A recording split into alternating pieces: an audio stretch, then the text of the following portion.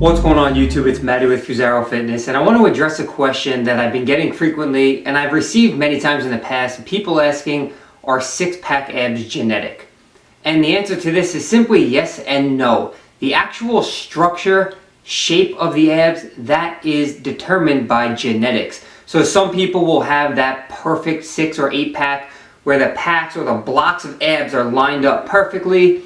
It looks awesome. That is something that they were blessed with genetically. You will see people in magazines, models who look like they have a perfect six-pack. Granted, some of that is photoshopped and airbrushed to make it look perfect, but the majority of the time, these people have great genetics for that. But that is not to say that they don't train their abs hard.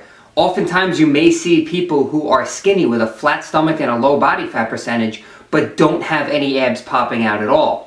The reason for this can be partly genetics and also because their abs haven't hypertrophied. Now, I've spoken about this in the past before. Muscles can do two things. They can hypertrophy or grow, or they can atrophy or shrink, or they can maintain their current size.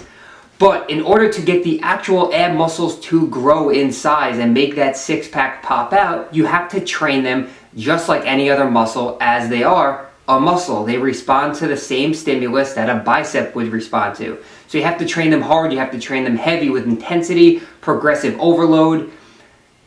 All the same principles that apply to training any other muscle apply to the abs, not the 100 and 200 crunch myth that you've heard before, or 300 hanging leg lifts because the abs need to feel a certain burn.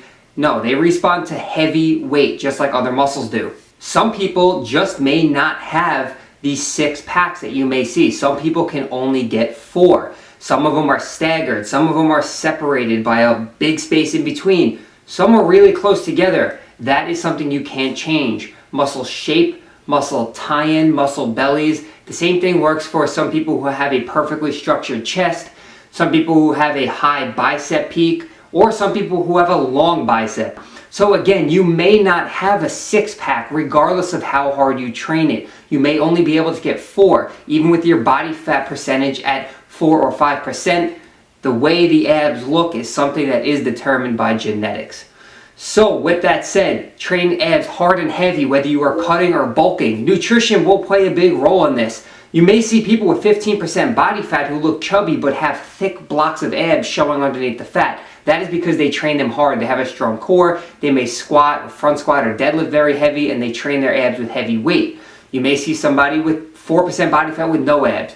So, clips of this video. I'm starting to carry on now and rant.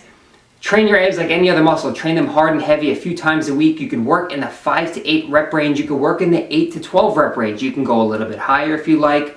Just train them like other muscles and let the genetics do their thing. Don't try and change your genetics, but just keep training to the best of your ability.